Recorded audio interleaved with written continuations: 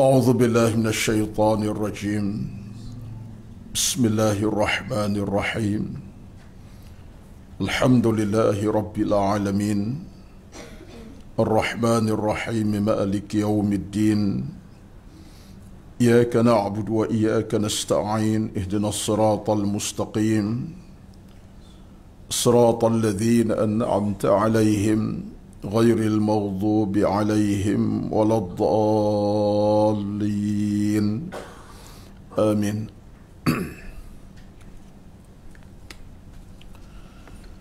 السلام عليكم ورحمة الله وبركاته.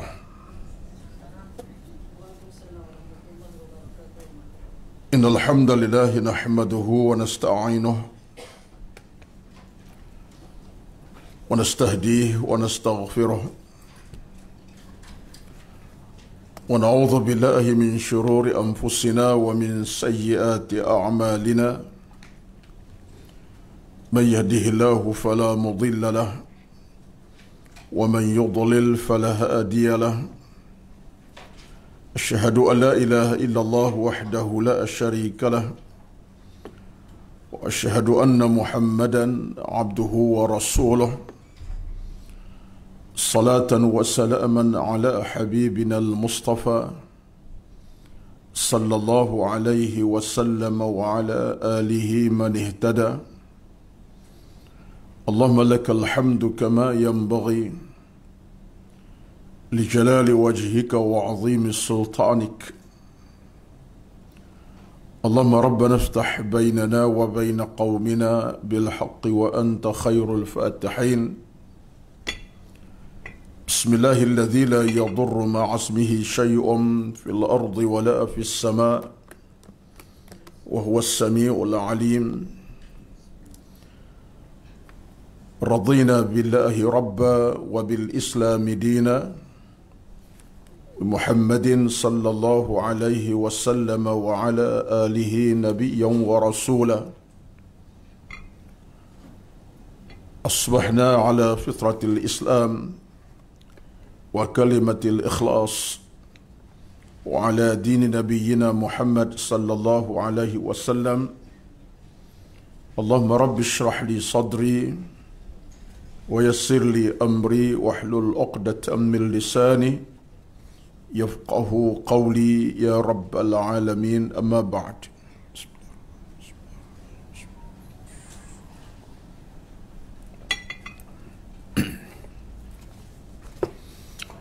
أعوذ بالله من الشيطان الرجيم. بسم الله الرحمن الرحيم. قل إن صلاتي ونسكي ومحياي ومماتي لله رب العالمين. Katakan, sungguhnya sembahyangku dan ibadahku, hidupku dan matiku semuanya hanyalah untuk Allah Subhanahu wa taala, Tuhan semesta alam. Surah Al-An'am 162.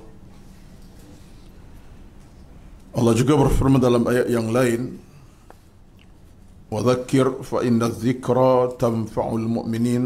Dan berilah peringatan, sungguhnya peringatan yang disampaikan memberi manfaat kepada orang-orang yang beriman, bertakwa kepada Allah Subhanahu wa taala.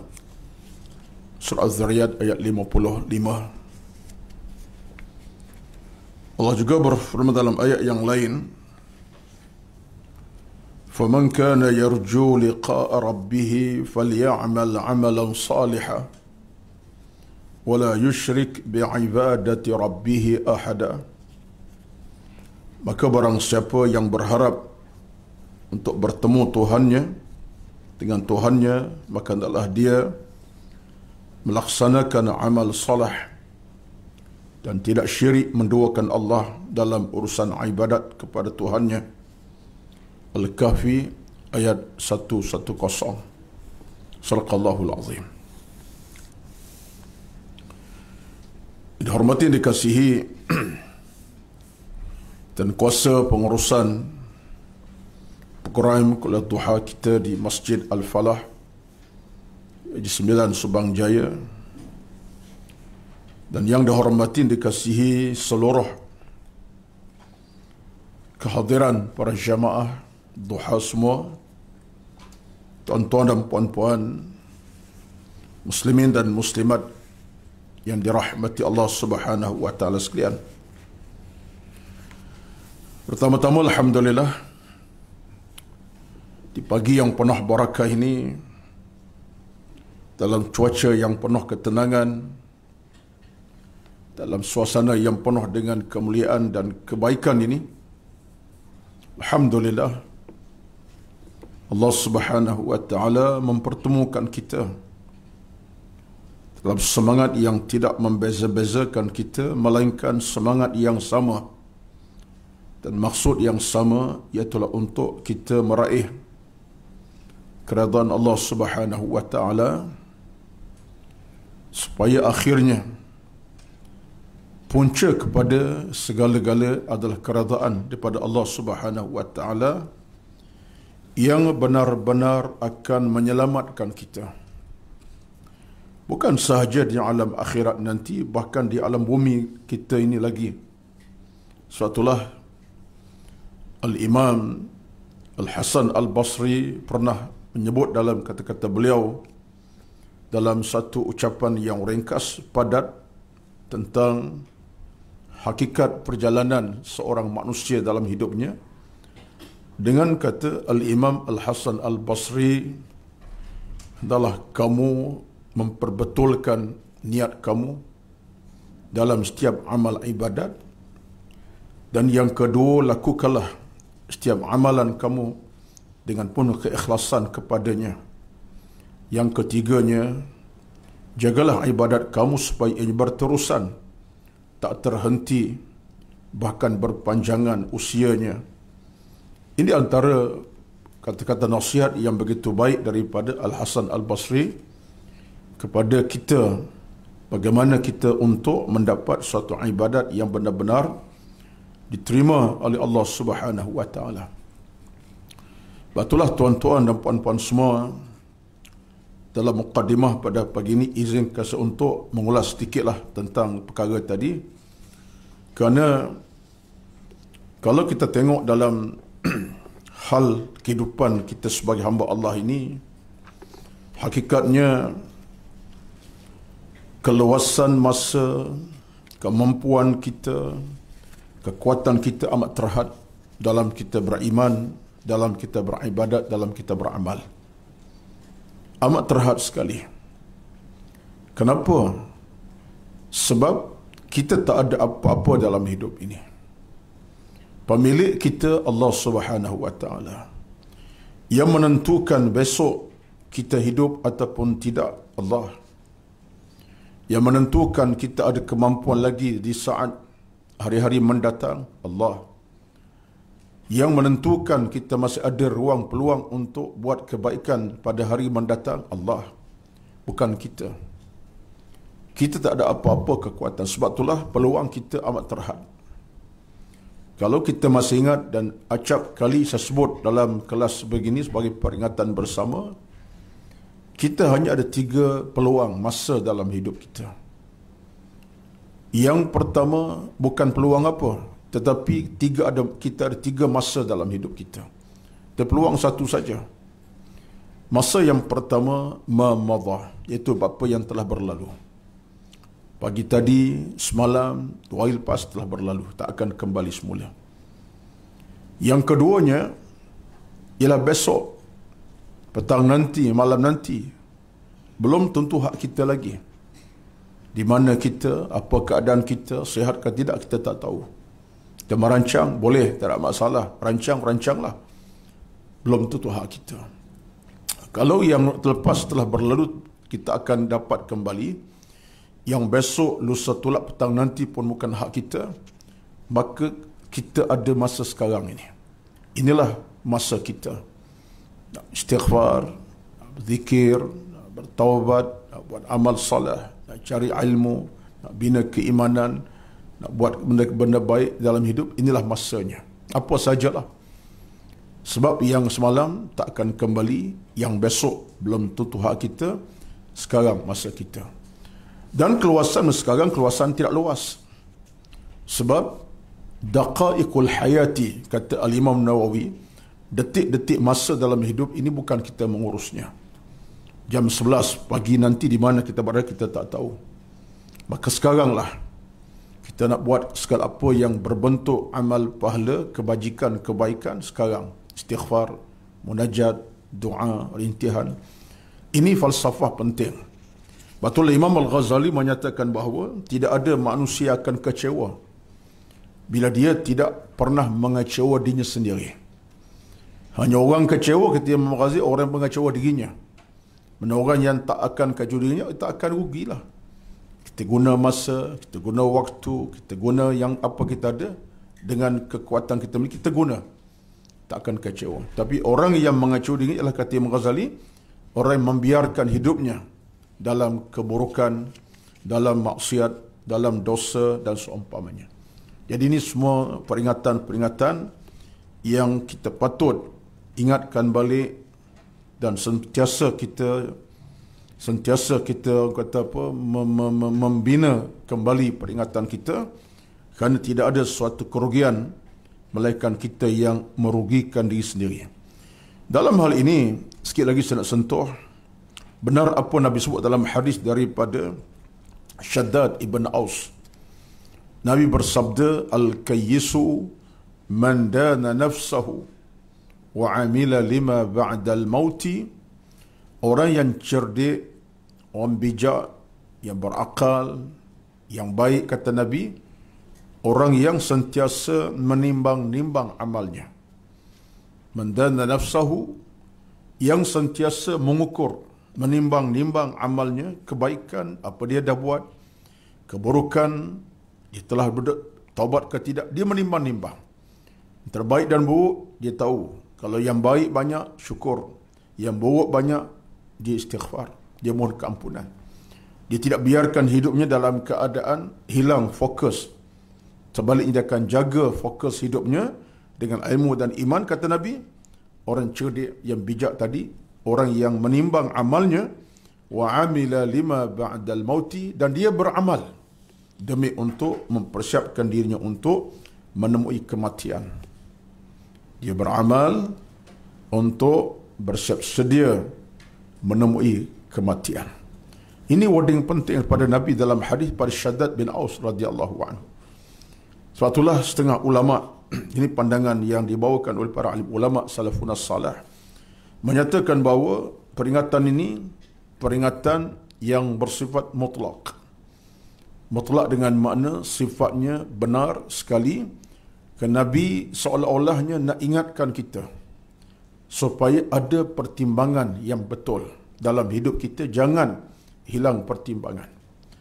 Cuma neraca pertimbangan dalam agama ni dia tak boleh kecuali dengan ilmu dan iman lah. Neraca dalam diri kita mesti ilmu dan iman, dia tak boleh yang lain. Neraca ilmu dan iman itu neraca yang paling betul. Kalau tak ada ilmu, neracanya tak akan tepat. Kalau iman tak ada, neracanya tak akan betul. Tapi kalau ilmu kita ada, neraca akan betul. Sebab ilmu memandu kita. Dan neraca iman pula akan memberi kita penjelasan, keputusan, kenyataan, baik atau buruk, benar atau salah, dosa atau pahala. Kerana itu sifat iman. Tapi kalau tak ada neraca ilmu, tak ada neraca iman, tak ada, jahil kita. Bila jahil, kita akan terlibat dengan kejahatan, keburukan, kemaksiatan, dosa, mungkar, macam-macam lah. Ini sebabnya kata setengah ulama, hadis ini mutlak sifatnya. Mutlak dengan makna suatu hadis yang perlu kita letak sebagai jalan kita. Kerana Nabi bersabda apa?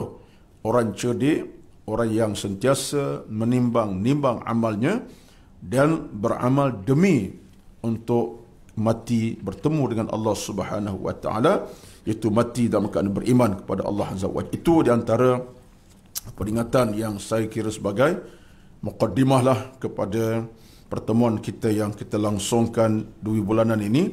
Kerana peringatan sebegini bagi saya, peringatan dari hati ke hati, yang bercakap pun bukanlah orang yang terbaik, banyak kekurangan, Tapi itulah kenyataan kita. Yang kurang kita sama-sama perbetulkan atau tambahkan lagi. Yang dah elok sama-sama kita perkemaskan lagi. Yang kurang baik kita sama-sama perbetulkan. Yang dah baik kita sama-sama perelokkan lagi. Itu adalah di antara matlamat di sebalik perjalanan ilmu, amal dan iman kita kepada Allah Subhanahu wa taala. Baik. Pada pagi ini kita nak sambung balik perbincangan ilmu kita dan kita nak tengok dalam bicara kitab kita ini iaitulah At-Tibyan fi adabi hamalatil Quran, adab baca Al-Quran. Kita nak tengok pada muka surat 117. Saya nak tengok terus kepada tajuk yang seterusnya, iaitu diam pada 4 tempat ketika berdiri. Diam pada 4 tempat ketika kita berdiri. Ulama mazhab kami berkata, sunat bagi imam dalam solat jahriyah untuk diam pada 4 tempat ketika berdiri. Ini kita masih berbincang tentang soal solat dan kewajipan kita dalam soal menjaga solat yang sempurna. Baik. Ulama mazhab kami berkata, sunat bagi imam dalam solat jahriyah untuk diam pada 4 tempat ketika berdiri. Solat jahriyah solat yang dibaca dengan terang. Bacaannya iaitu solat subuh, solat maghrib dan solat isyak. Sebab imam baca dengan bacaan yang nyaring, daripada basmalahnya sampai kepada bacaan surahnya dengan nyaring. Itu jahriyah namanya, iaitu solat subuh, maghrib dan isyak. Adapun solat zuhur asar, dia bukan solat jahriyah, kan imam baca perlahan dan tidak menyaringkan bacaannya. Baik. Dalam hal ini, para ulama mazhab kita itu, mazhab Syafi'i, berkata sunat bagi imam dalam solat jahriyah itu untuk diam pada 4 tempat ketika berdiri. Ialah imam, bila diimamkan solat, ada 4 tempat yang dia diminta berdiam seketika. Apa tempat-tempatnya? Yang pertama, selepas takbiratul ihram, untuk membaca doa iftitah ataupun doa tawajjuh, dan agar para makmum dapat mengangkat takbiratul ihram. Maksudnya, antara sifat imam ketika imamkan solat, dia berdiam di seketika. Dia angkat takbir, Allahu Akbar. Dalam suasana, dia tak terus kepada membaca Fatihah ataupun sebagainya, tapi dia berdiam seketika untuk makmun dapat membaca doa iftitah dalam solat. Dan dia baca sama. Jadi ketika itu diminta untuk berdiam seketika. Itu sunat. Kalaulah imam, katalah contohnya, terus takbir, Allah Akbar, tu baca Fatihah, tak salah. Tak salah, sebab doa ini bukannya hukumnya wajib, nyesu sunat. Tetapi kita mengamalkan sebagai suatu amalan ke dalam fiqh Syafi'i, disunatkan begitu. Jadi imam selepas takbiratul ihram, dia berdiam seketika untuk bagi ruang kepada makmum membaca doa iftitah ataupun disebut doa tawajjuh. Ya, dua nama. Satu disebut doa iftitah, yang kedua doa tawajjuh.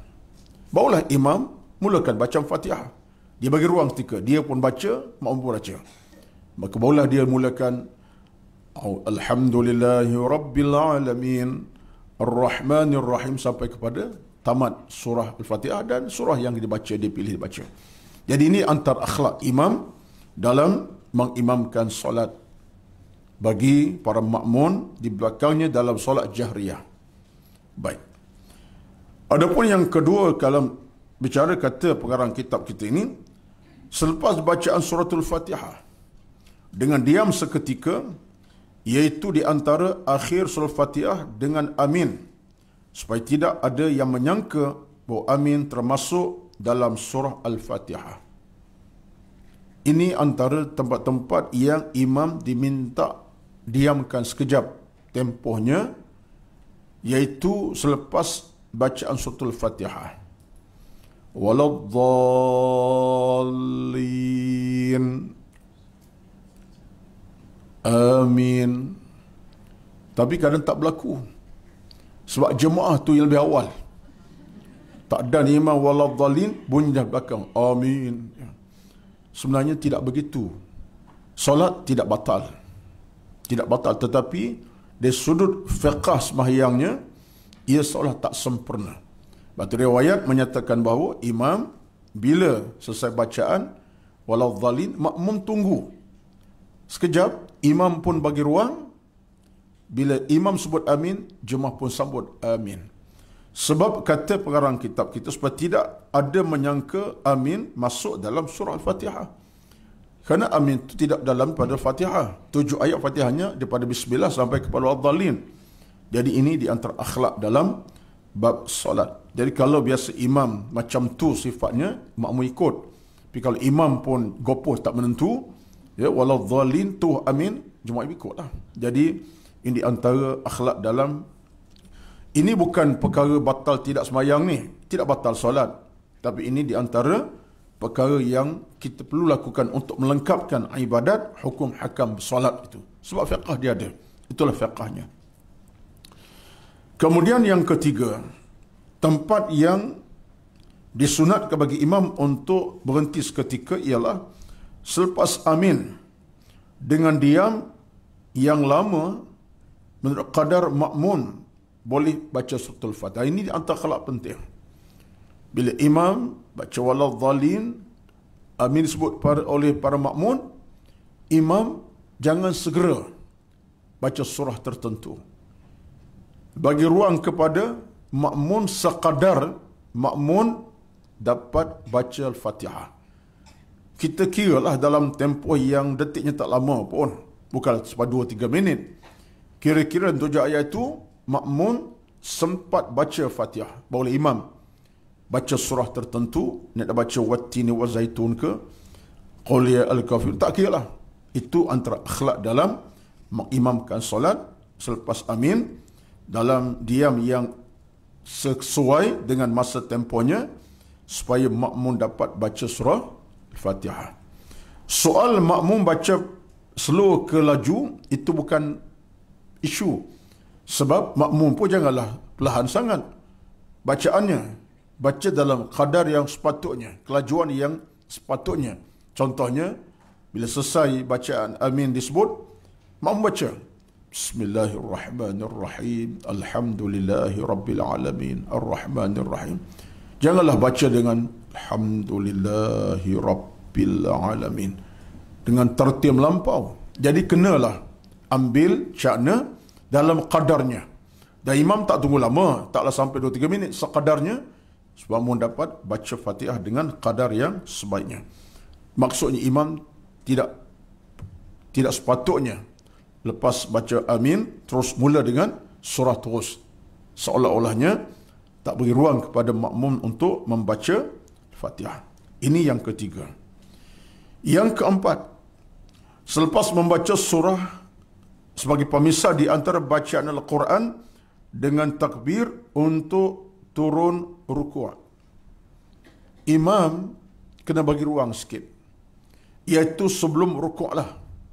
Artinya bila imam baca surah tertentu, kata kita ambil contohlah, lepas baca Fatihah tadi, amin, kemudian tunggu sekejap, imam nak baca Fatihah, dia baca surah Bismillahirrahmanirrahim, wal asri innal insana lafi khusr illa alladhina amanu wa amilus salihati wa tawasaw bil haqq wa tawasaw bis sabr.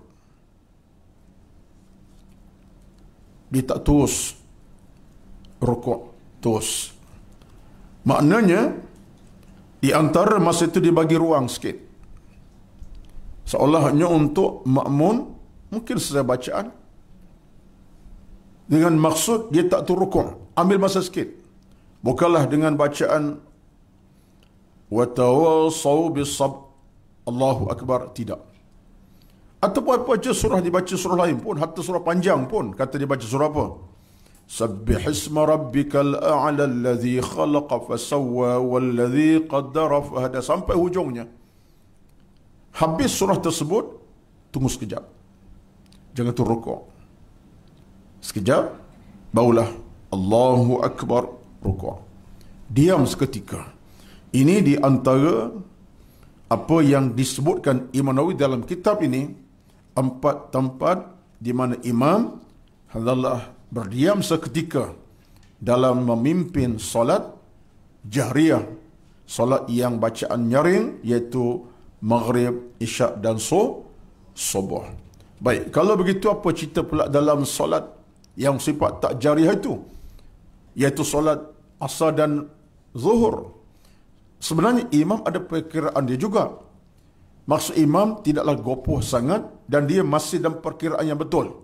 Walaupun tak baca dengan nyaring, daripada takbir kata surah daripada semayang, katalah semayang zuhur, tak dibaca nyaring, tapi imam dia kena ambil sikap sebagai imam yang wajar untuk memandu makmum ke jalan ibadat yang betul. Sebab itulah imam ini bukan sebarang imam.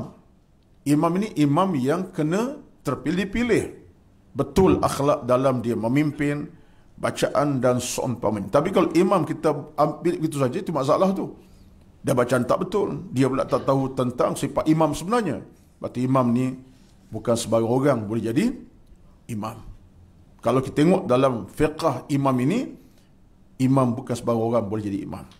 Kelayakannya banyak, di sudut bacaan, dikenali bacaan betul, akhlak pun baik, macam-macam lah.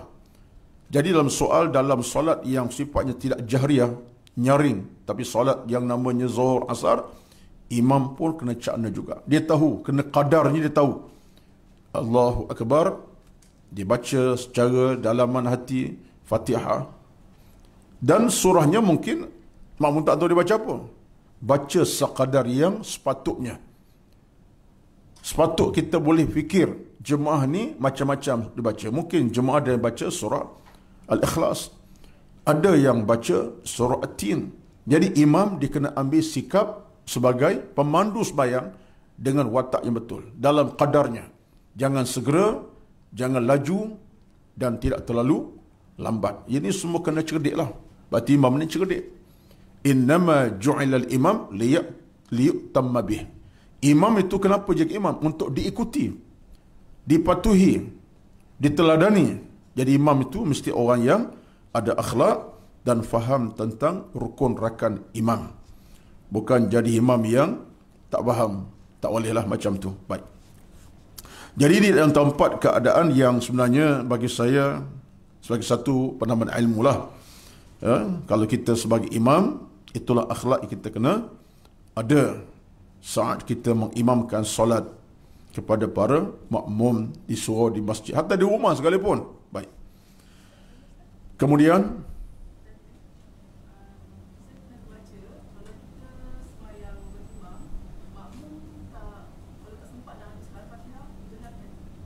terus ikut imam rukuk. Itu cara mudah.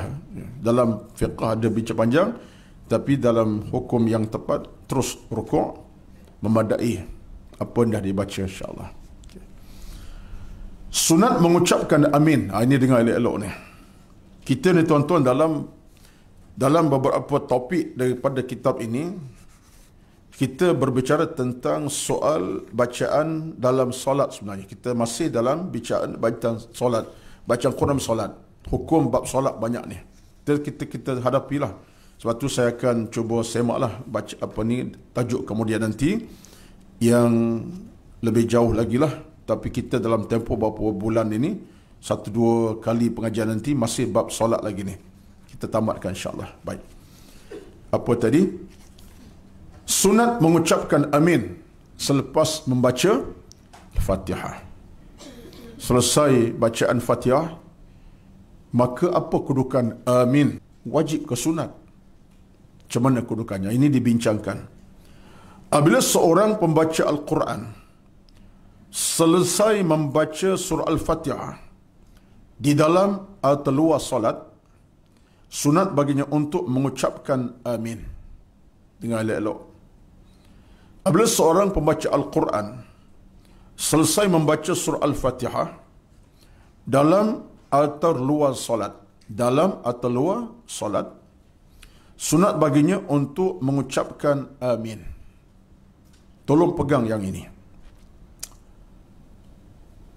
Kita baca Quran di luar solat, apa ayatnya?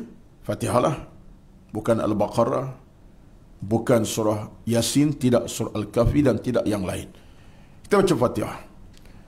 Alhamdulillah, Bismillahirrahmanirrahim. Alhamdulillahi Rabbil Alamin. Ar-Rahmanir-Rahim. Malik Yawmiddin. Iyyaka na'budu wa iyyaka nasta'in. Ihdinas siratal mustaqim. Siratal ladzina an'amta 'alaihim ghairil maghdubi 'alaihim waladdallin. Kita baca bila? Di luar solat. Mungkin tengah-tengah kita sedang di dapur masak, kita nak baca Quran, kita pilih bacaan Fatihah. Contohnya. Kemudian yang kedua mungkin lebih mudahlah. Baca Yasin kau tak ingat. Al-Baqarah lagi tak tahu. Jadi mudah-mudah tengah duduk di dapur, tengah-tengah duduk buat kerja di rumah, baca Fatihah. Habis bila baca waladdallin, apa keadaannya? Sunat dah baca amin ataupun tidak? Dalam hal ini kata para ulama, sunat kita sambung dengan amin. Walaupun di luar solat. Iyyaka na'budu wa iyyaka nasta'in. Ihdinas siratal mustaqim. Siratal ladzina an'amta 'alaihim ghairil maghdubi 'alaihim waladdallin. Amin. Tak baca tak apa, tapi disunatkan kita tutup dengan amin. So ada ulama yang berkata sifat suratul Fatihah 7 ayat daripada bismillah sampai waladdallin, ada ulama yang kata ia adalah suatu permintaan, suatu rintihan, satu munajat kepada Allah Azza wa Jalla. Dalam Fatihah kita ada suatu ungkapan, kita minta pada Allah Subhanahu wa taala kebaikan, keselamatan, keamanan, kebahagiaan, keredaannya. Iyyaka na'budu, engkau kami sembah. Wa iyyaka nasta'in, engkau lah tempat mohon bantuan pertolongan. Ihdinas siratal mustaqim, ya Allah, tunjuklah kepada kami jalan keamanan, kebahagiaan, keselamatan, keamanan, kejayaan, ke syurga, hidayah. Kita minta pada Allah begitu. Bukan itu saja, kita sebut kepada Allah, ihdinas siratal ladzina an'amta 'alaihim, jalan yang lurus sebagai engkau beri pada nabi-nabi dahulu. Waladdallin, tidak jalan sesat. Ini semua rintihan.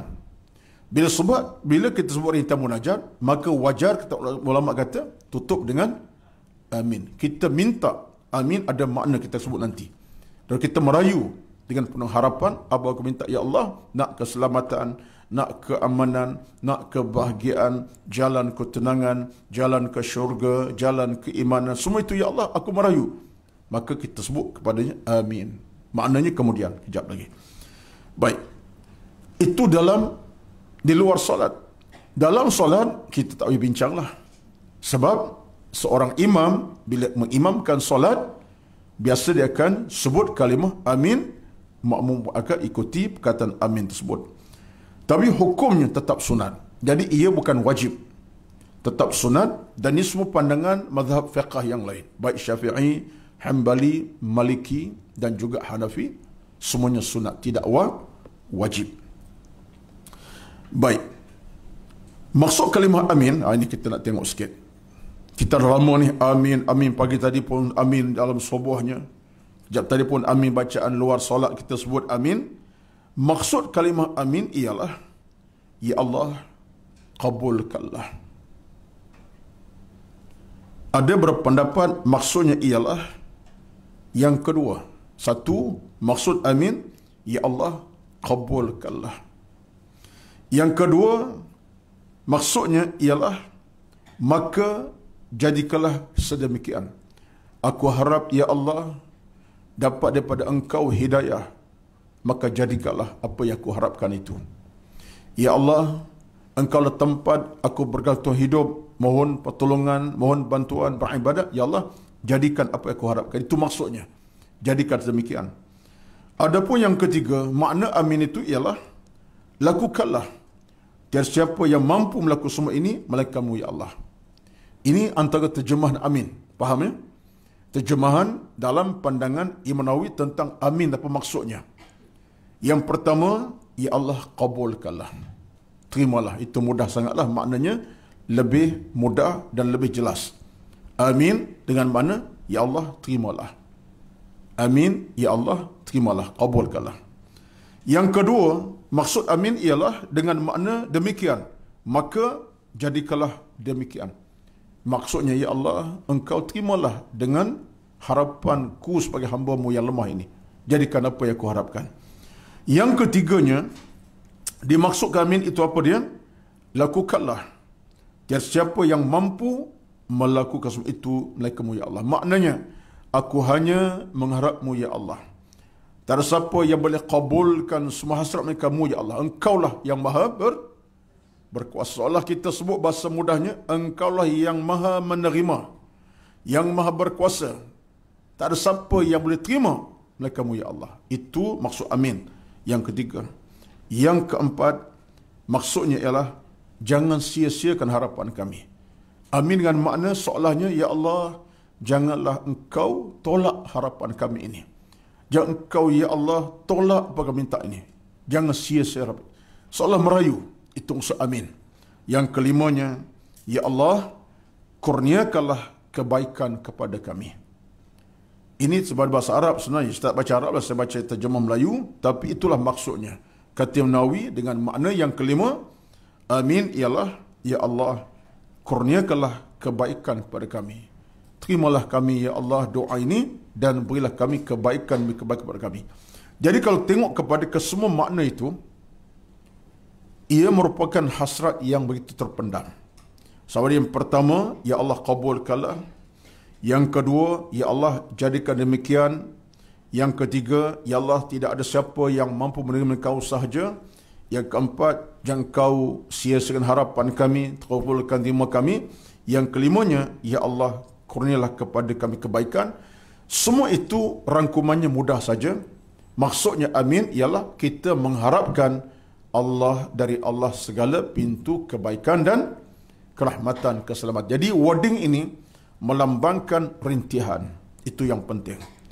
Amin, satu wording melambang rintihan, melambangkan harapan. Amin, satu kalimah yang melambang kita benar-benar mengharapkan daripada Tuhan yang Maha Agung, Allah Subhanahu wa Ta'ala. Saya nak tambah sikit daripada apa yang saya catatkan kepada tuan-tuan puan semua. Al-Imam Ibnu Qayyim Al-Jauziyah ada dalam sebutan sikitlah dalam kitab beliau Zadul Ma'ad. Beliau menyatakan bahawa kalimah amin itu sebenarnya tanpa kita sedari, kata beliau, satu ucapan yang bukan sahaja kita yang menyebutnya, tetapi disambut oleh para malaikat Allah SWT. Tiap kalimah amin, tiap kalimah amin disebutkan itu, tak kiralah waktu mana, jam mana, waktu mana sekalipun, lepas solat, belum solat, tak kiralah. Kalimah ini, kalimah yang akan disebutkan sama oleh malaikat. Sebab apa? Sebab malaikat yu'amminuna, malaikat sentiasa minta pada Allah benda yang sama. Kena faham macam tu. Malaikat pun sama dengan Allah tu, amin, amin, amin. Hidup mereka dengan Allah saja amin, amin ya Allah. Seolah mereka yu'amminun. Yu'amminun dengan makna mereka mengaminkan sepanjang masa. Jadi bila kita sebut kalimah amin dalam solat kita, lepas solat tadi, malaikat sambut. Malaikat sambut. Jadi kata Ibn Qayyim, ini menunjuk kepada kita kalimah amin ini kalimah yang amat berharga sekali. Satu. Yang kedua, saya sebut sekali lagi pandangan yang dibawakan ulama tasawuf yang lain, iaitu Al-Imam Al-Qushairi. Ini tambahan, tak ada kitab kita ni, tambah luar. Kata Al-Imam Al-Qushairi, seorang ulama tasawuf, bila sebut kalimah amin ini, dengan maksud minta Allah kabulkan, Allah terima, Allah tak tolak, Allah beri kerahmatan, keberkatan, keselamatan. Kata Al-Imam Al-Qushairi, kalimah amin itu satu kalimah yang betul-betul memberikan ta'rifan yang mendalam. Kenapa? Sebab kata Al-Imam Al-Qushairi, amin itu adalah di antara petanda akhlak terpuji. Sebab dikaitkan dengan cerita Nabi kita Muhammad SAW pernah digelar sebagai Muhammad Al-Amin. Itu kata Imam Al-Qushairi. Suatu kalimah yang terpuji, kalimah yang hebat. Sebab Nabi kita Muhammad pernah dikaitkan dengan gelaran apa? Muhammad Al-Amin. Di masa kecil Nabi, semua orang Mekah panggil, siapa tu? Muhammad Al-Amin. Muhammad yang ada amanah, yang penuh hemah, berakhlak mulia, berakhlak baik, wataknya sempurna, tak ada masalah Muhammad ini. Amanahnya, wataknya, sikapnya benar, mulia dan baik. Sehingga orang Mekah panggil Nabi sebagai apa? Muhammad Al-Amin. Sampai Nabi dewasa, digelarnya Al-Amin. Jadi kata Qushairi, oleh kerana itu kalimah yang mulia itu disandar kepada seorang Nabi, iaitu Muhammad SAW, kalimah itu kalimah yang hebat. Sebab itulah ucapan amin itu ucapan yang kita nak kena sebut sentiasa. Hinggalah ada seorang ulama yang terkemudian, bukan Imam Qushairi, bukan Imam Al-Ghazali, tidaklah Al-Qayyim. Ada ulama yang terkemudian, saya baca beberapa tulisan beliau pun menyebut, kita ni kalau boleh jadikan kalimah amin sebagai satu benda yang biasa. Orang sebut kita kebaikan, amin. Orang sebut kita hal benda-benda gembirakan, amin. Orang ucapkan doa kepada kita, amin. Biar kita lafazkan sentiasa kalimah amin itu. Orang kata sihat nampak, amin. Orang kata nampak ceria, amin. Orang kata macam mana keadaan sekarang, okey dah, amin. Kita sebut kalimah itu sebagai satu ucapan yang menggambarkan nikmat itu kita nikmati. Sihat, walafiat, baik, mulia. Jadi kata ulama kita yang terkemudian, dia kata kalimah itu kalimah yang kita nak kena sebut di bibir. Amin, amin, amin, amin. Sebab kita mengharapkan kepada Allah kebaikan, kepada Allah segala pintu rahmat dan kemuliaan. Baik. Jadi secara mudahnya lah, panjang sikit ceritanya daripada beberapa pandangan ulama ini, Ibnul Qayyim tadi pun sebut, Al-Qushairi pun sebut, apa yang penting pada kita ialah kalimah amin, kalimah yang nampak simple tapi maksudnya cukup mendalam sekali. Sementarahan bila kita sebut amin dengan hati yang tulus ikhlas, kita minta Allah kabulkan rintihan kita, munajat kita, doa kita, rintihan pada kita minta Allah kabulkan, maka itulah maksud kalimah amin. Dalam solat sama, di luar solat pun sama. Baik. Adalah sedikit perbincangan di belakang tu, kalau kita tengok tu, ia adalah petanda Allah ke atas hambanya, iaitu dia menolak segala malapetaka daripada menimpa mereka. Ia adalah kedudukan dalam syurga berhad. Ini kita tak perlu nak sebutlah, ya. Yang pentingnya amin, kalimah yang mulia, kalimah yang mulia, kalimah yang baik. Kalau kita nak pegang sangat kaedah tadi, ia adalah ucapan para malaikat Allah Subhanahu wa taala. Malaikat akan mengaminkan sama.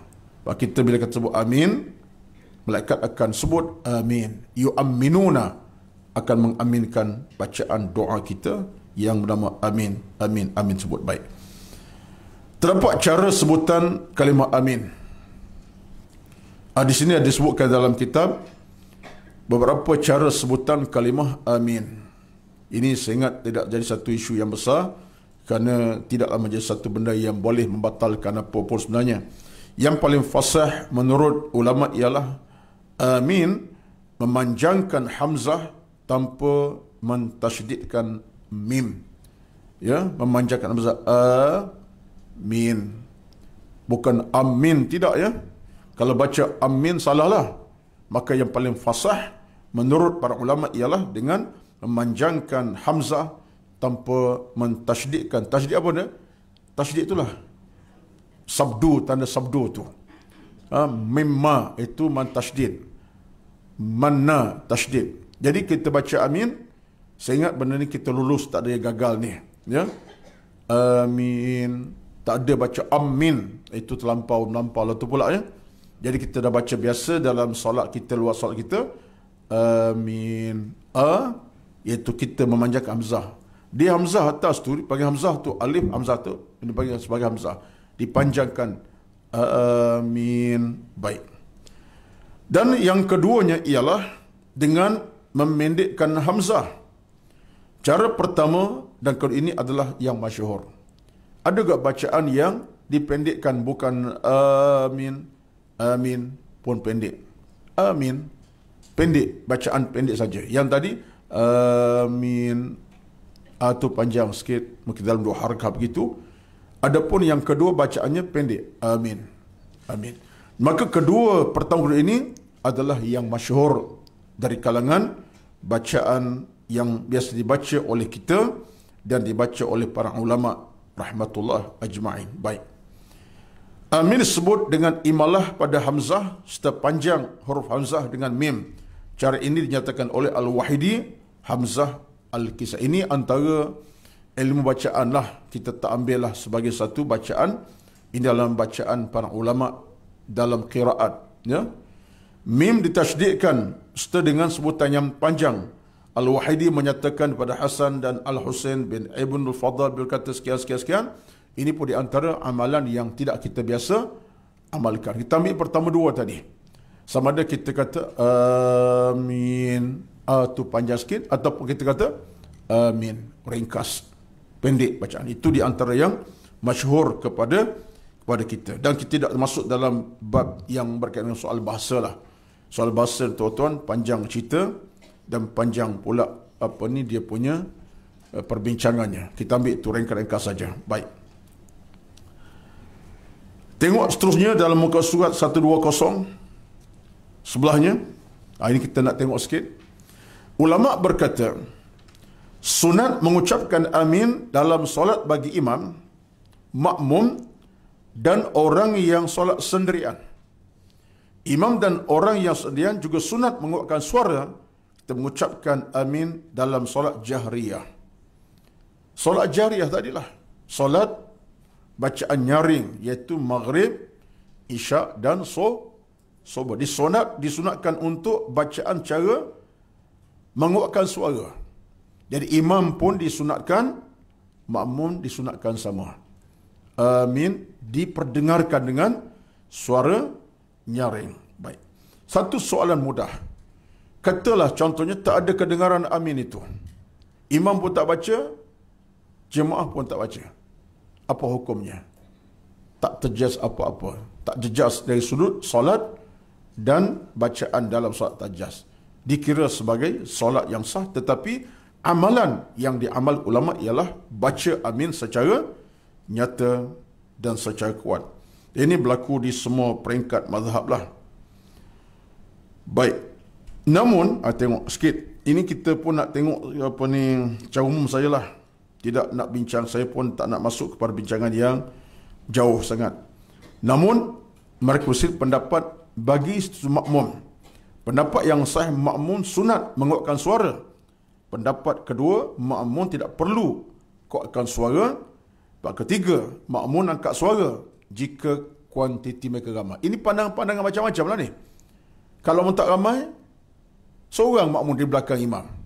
Ya, tak perlulah amin bergegar masjid. Tengok makmum 2 orang saja, seorang saja. Kalau makmum ramai, disunatkan untuk nyaringkan. Baik. Dan termasuklah dalam situasi kepada imam sendiri. Tapi kepada kita yang sambil kepada pandangan pertama tadi, solat kita sama ada seorang atau ramai, amin kita perkuatkan sikit. Contohnya, kita semayang, katalah kita semayang maghrib sebagai seorang-seorang kita. Tak ada makmum. Kita memang seorang kita. Kita mungkin agak lewat solat. Sunat kita, kalau kita seorang-seorang kita pun, sampai bacaan waladhdallin, kita angkat suara sikit. Amin. Soal kedengaran. Orang tak ada, tapi kita kedengaran dan mendengar bacaan kita sendiri. Disunatkan. Walaupun kita seorang-seorang. Baik. Dalam satu hadis Nabi SAW, ini berdasar kepada hadis bagaimana diminta untuk kita baca beramai amin ini. Ada hadis pada Imam Al-Bukhari daripada Abu Hurairah radhiyallahu anhu bersabda, "Idza qala al-imamu waladh-dhalin faqulu amin, faman wafaqa ta'minuhu ta'min al-malaikati ghufira lahu ma taqaddama min dhanbi." Allahu akbar. Rupa-rupanya baca amin itu alampukan dosa sebenarnya. Subhanallah. Katanya daripada Ibu Al-Bukhari, apabila imam baca waladh-dhalin, faqulu, maka sebutlah kamu makmum. Apa kata makmumnya? Faqulu amin. Kita sebut kalimah amin dengan imam sekali. Kata Nabi SAW, faman wa'afaqa ta'minuhu ta'minal malaikati. Siapa yang baca ucapan amin selaring ucapan malaikat. Tadi kita sebutkan, bila kita kata amin, siapa yang sambut? Malaikat sambut bersama. Cuma tak dengar suara malaikat tu. Tak dengar suara malaikat. Tapi kita sebut amin, malaikat akan sambut amin kita. Dia akan baca bersama kita. Kata Nabi, bila bersama amin kita malaikat bersama, ghufira lahu ma taqaddama min dhanbihi, kesannya akan diampunkan dosa-dosa kita yang lalu. Puan-puan, tuan-tuan, dengan sebutan amin lepas solat, belum solat, di luar solat, bila kita sebut amin, malaikat pun sambut sama, dan ada muwafaqah bersama-sama. Muwafaqah bersama-sama, kita sebut, dia pun sebut. Kata Nabi, ghufira lahu ma taqaddama min dhanbih, akan diampunkan dosa-dosa kita yang telah kita lakukan sebelumnya. Bayangkan. Itulah dalam hal ini menarik perhatian saya bila saya semak satu di antara pandangan yang dibawakan oleh Al-Imam Syawkani, tokoh tafsir yang terkenal. Dalam kitabnya dia kata apa? Dia kata ruang dan peluang kita untuk mendapat keampunan Allah Subhanahu wa taala, satu ruang yang cukup terbuka, yang tak pernah Allah tutup sama sekali. Hatta baca amin pun Allah akan berikan kita keampunan. Apabila kita main ampun, dah kita istighfar, kita munajat, kita doa buat kebaikan, lagi Allah ampun. Ni amin saja pun. Jadi kata Asy-Syaukani, tidak pernah Allah tutup pintu keampunan kepada kita hamba-hambanya. Beruntunglah. Saya tambah sikit lagi. Seorang jaga solat, yang jaga semayang fardu dia buat, sunat ditunaikan. Banyak mana kita baca amin dalam solat itu. Kita semayang duha, kejap tadi ke, kejap nanti ke, contohnya kita baca Fatihah, penghujung waladhdallin kita baca amin. Sunat duha, nanti qabliyah zuhur, nanti ba'diyah zuhur, semayang zuhur wajibnya, berapa kali kita baca amin seharian? Puluhan kali, ratus kali mungkin. Bayangkan, kata para ulama kita, maksud Imam Syawkani, puluhan kali kita baca Fatihah, dibaca amin kemudiannya, puluhan kali Allah ampunkan dosa-dosa kita. Jadi satu rezeki, satu peluang keemasan. Maka bayang orang tak sembahyang, apa dia dapat? Tak dapat apa. Sembahyang tidak, mana baca Fatihah. Jadi orang yang mengamal Fatihah, baca luar sembahyang, dalam sembahyang, maka di antara kelebihannya ialah diampunkan dosa oleh Allah Subhanahu wa taala. Nabi bersabda juga hadis yang sahih yang lain daripada Imam Bukhari, "Idza ammana al-imamu fa aminu." Apabila imam mengucapkan amin, maka ucapkan amin sama. Bersama imam, ucapkan amin bersama dengan imam bila imam mengucapkan amin. Maksudnya, apabila imam ingin mengucap amin, kita baca bersama imam. Amin bersama-sama. Itu dia. Ulama mazhab kami berkata, ini tambah sikit lagi, tiada tempat dalam solat yang disunatkan agar ucapan makmum selagi dengan ucapan imam kecuali pada ucapan amin. Maka kalau ucapan lain, ucapan makmum berada kemudian pada imam. Kita dalam solat ini, betul kita kena baca kalau boleh serentak dengan imam. Bila sebut imam baca amin, kita pun sebut amin. Jangan mendahului lah. Maka sebutkan tadi, ada 4 tempat yang imam kena berhenti sekejap. Antaranya ialah bila selesai waladhdallin, tunggu sekejap. Jadi makmum kena sabarlah sekejap. Ini tak ada yang baca waladhdallin bunyi di belakang amin. Tak kena lah, tak betul. Cara tu akhlak tak kena. Tunggu sekejap. Bila imam sebut amin, kita pun sambut. Amin. Itu di antara akhlak dalam bab kita bersolat dan mengaminkan bacaan tuan imam yang mengimamkan solat. Jangan mendahului dia. Kalau sekali mendahului tidak batal sembahyang. Kecuali dalam mendahului bab rukun, itu batal sembahyang. Imam tak sujud, dia sujud dah. Imam tak bangun, dia dah bangun dah. Contohnya, imam tak rokok, dia rokok, itu batal sembahyang lah. Baik. Kemudian, satu lagi bab yang kita nak sentuh 2-3 minit terakhir ini, kita sambung nantilah. Dalam soal solat lagi. Tapi berkaitan Quran juga. Iaitu namanya sujud tilawah. Sujud bacaan Quran. Sujud kerana baca Quran. Ada tempat-tempat kita baca ayat, kita bersujud.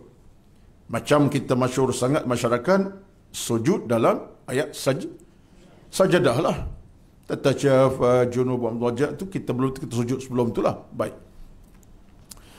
Dalam hal ini sujud hanya kerana Al-Quran. Soalan yang mudah ringkas tetapi soalan bodoh lah. Tapi orang tanya, ada tak ustaz sujud dalam baca hadis Nabi SAW? Itu soalan nampak cerdik, tapi tak apa nak cerdik mana. Bodoh pun tidaklah. Tak bagus. Baguslah juga. Adakah ada sujud dalam baca hadis? Tengah-tengah baca hadis Nabi, kata Rasulullah, man kana yu'minu bila sekian, sujud. Ya? Adakah tidak ada? Jawapannya mudah, tidak ada.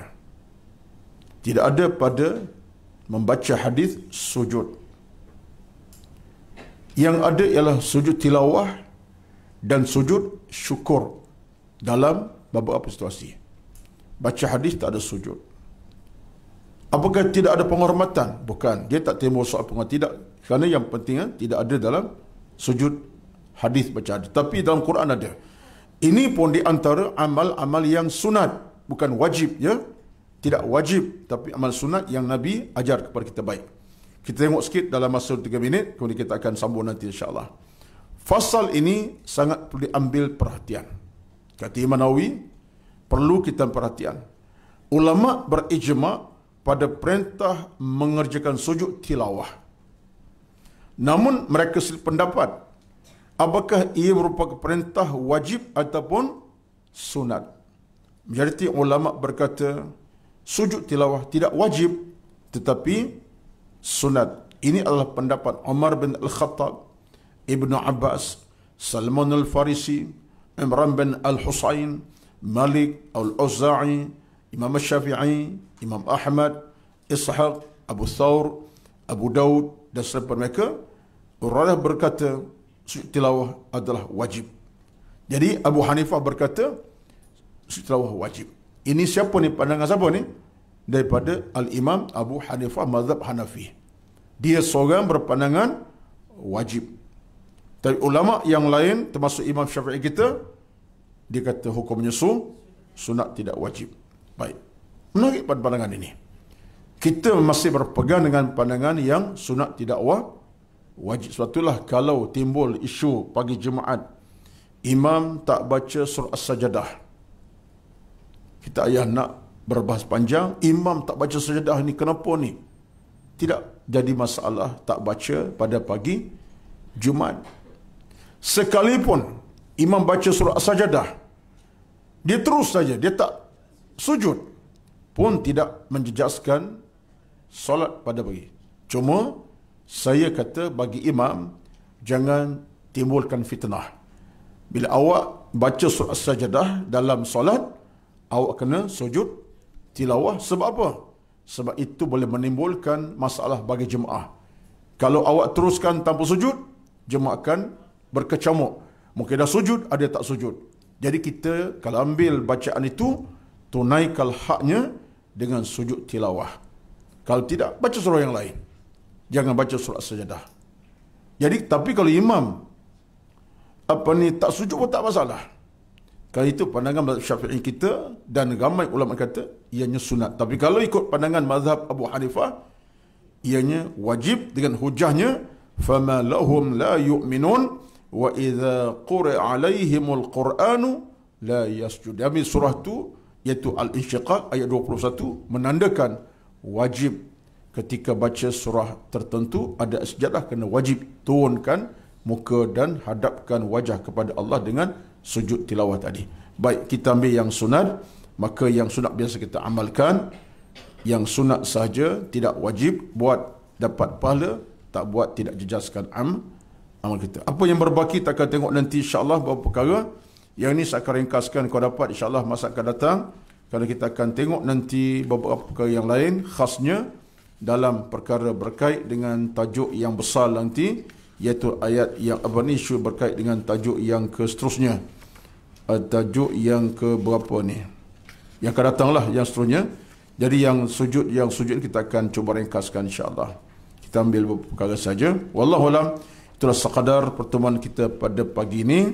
Mudah-mudahan Allah Subhanahu wa taala sentiasa berikan kita rezeki untuk terus beramal, beribadat kepada Allah Subhanahu wa taala, sempurnakan ibadat dengan sebaik-baik keikhlasan kepada Allah Azza wa Jalla, dikabulkan amal kita, direzekikan hati yang mulia, ibadat diterima Allah dan hidup dalam iman, mati dalam iman. Allahumma amin.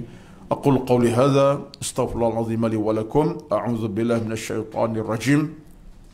Bismillahirrahmanirrahim. Alhamdulillahi rabbil alamin. Wassalatu wassalamu ala sayyidina Muhammad wa ala alihi wa sahbihi ajma'in. Allahumma inna nas'aluka ridhaka wal jannah wa na'udzu bika min sakhatika wan nar. Allahumma innaka tuhibbul 'afwa fa'fu 'anna. Allahumma taqabbal minna innaka antal 'alimul hakim.